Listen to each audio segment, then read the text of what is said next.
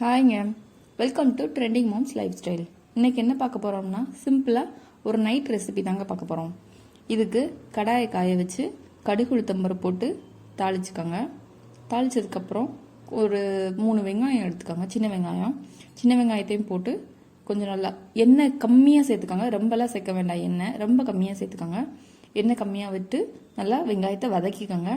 ஓரளவுக்கு நல்லா பாதியில் நல்லா வதங்கினதுக்கப்புறம் கண்ணாடி பதம் மாதிரி வரும். வந்ததுக்கப்புறம் நறுக்கி வச்சிருக்க பீன்ஸும் கேரட்டும் உருளைக்கிழங்கு இந்த 3ஐயும் சேர்த்து நறுக்கிக்கோங்க. நறுக்கிட்டு ஃபர்ஸ்ட் என்ன செய்யுங்க, பீன்ஸையும் கேரட்டையும் போட்டு நல்லா வதக்குங்க. நல்லா வதக்கிட்டு அது ரொம்ப வதங்க வேணாம், ஒரு பாதி வரைக்கும் வதங்கினா போதும். அந்த அளவுக்கு நல்லா வதக்கிட்டு அதுக்கப்புறமாட்டி இந்த உருளைக்கிழங்கையும் நறுக்கி அதோட ஆட் பண்ண போகிறோம். இப்போ என்ன செஞ்சுருக்கோம், உருளைக்கிழங்கையும் சேர்த்து நறுக்கி அதோட ஆட் பண்ணியிருக்கோங்க. அதோட சேர்த்து தக்காளியும் ஆட் பண்ணியிருக்கேங்க. ஒரு தக்காளி ஆட் பண்ணியிருக்கேன், சாரிங்க அதை ஆட் பண்ணப்போ உங்களுக்கு கவர் ஆகலை. இப்போ அது எல்லாத்தையும் நல்லா கலக்கி விடுறோம். நல்லா வதக்கிட்டு உருளைக்கிழங்கு வேகிறதுக்கு டைம் கம்மியாகும், அதனால தான் அதை கடைசி ஆட் பண்ணுறோம். அதுக்கப்புறம் தண்ணி சேர்த்துக்கோங்க. ஒரு 2 டம்ளர் தண்ணி விட்டுக்கோங்க. அது 2 டம்ளர் தண்ணி எப்படி கணக்குன்னா, நம்ம காய் ஓரளவுக்கு முங்குற அளவுக்கு இருந்தால் போதும், அந்தளவுக்கு காய் விட்டுக்கோங்க. அதோட நல்லா தண்ணி சேர்த்துட்டு காயை நல்லா அடியை ஊட்டி நல்லா பெரட்டி விடுங்க. ஏன்னா அடியில் பிடிச்சிடக்கூடாது, எண்ணெய் கம்மியாக விட்டுக்கிறதுனால அடி பிடிக்க சான்ஸ் இருக்குது. அதே நேரத்தில் சைடில் நம்ம சேமியாவை வறுத்துடலாம். சேமியா எடுத்துக்கோங்க. அந்த சேமியா வறுத்துட்டு இருக்கப்பே இங்கே நல்லா கொதிச்சிருச்சு. கொதிச்சதுக்கப்புறம் என்ன செய்யுங்க, நம்ம அங்கே சேமியா வேறு நல்லா வறுத்துட்டு இருக்கோமா, ரொம்ப வறுக்க வேணாம், பொன்னிறமாக வறுத்துக்கோங்க. காய் நல்லா வதங்கினி நல்லா கொதிச்சு வந்ததுக்கப்புறம் நம்ம அங்கே சைடில் வறுத்து வச்சுருக்கோம் இல்லையா சேமியா, அந்த சேமியாவை எடுத்து இதோட ஆட் பண்ண போகிறோம். இப்போ ஆட் பண்ணிவிட்டு நல்லா அடியை ஓட்டி பெரட்டி விட போகிறோம். இப்போ நல்லா வறுத்துட்டதுனால உங்களுக்கு அதுக்கு குழைய சான்ஸ் இல்லை. இப்போ காய் எல்லாமே ஆஃப் பாயில் மாதிரி நல்லா வெந்திருக்கும், ரொம்பையும் வெந்திருக்காது, அரை வேக்காடு தான் வெந்திருக்கும்.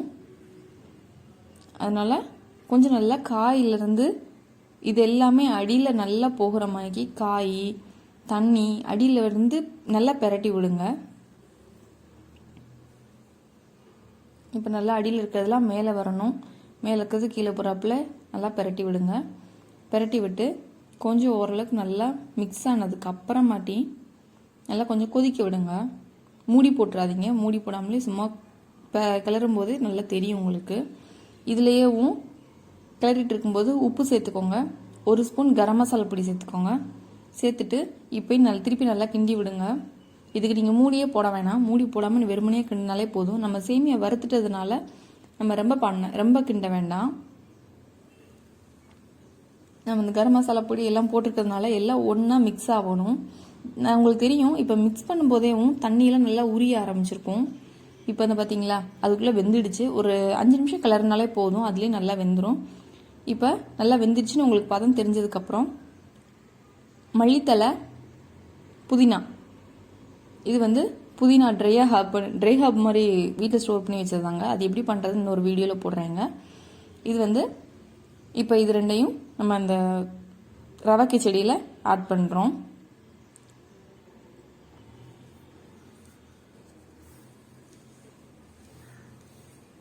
புதினா மல்லித்தலை ரெண்டையும் சேர்த்து நல்லா மிக்ஸ் பண்ணி விடுங்க. இது நம்ம சமையல் எல்லாம் முடிச்சதுக்கப்புறம் போட்டோம்னா தான் இதோட ஸ்மெல் கொஞ்சம் நல்லாயிருக்கும். நீங்கள் தண்ணி இருக்கும்போது, தண்ணி கொதிக்கும்போது அப்போல்லாம் போட்டோம் அப்படின்னா ஸ்மெல் போயிடும். நம்ம இந்த இதுக்குன்னு உள்ள ஃப்ராக்ரன்ஸ் போயிடுங்க. அதனால கடைசியாக ஆட் பண்ணுங்கள். இப்போ நல்லா ஆட் பண்ணிவிட்டு நல்லா ஒரு 2 பெரட்டி விட்டதுக்கப்புறம்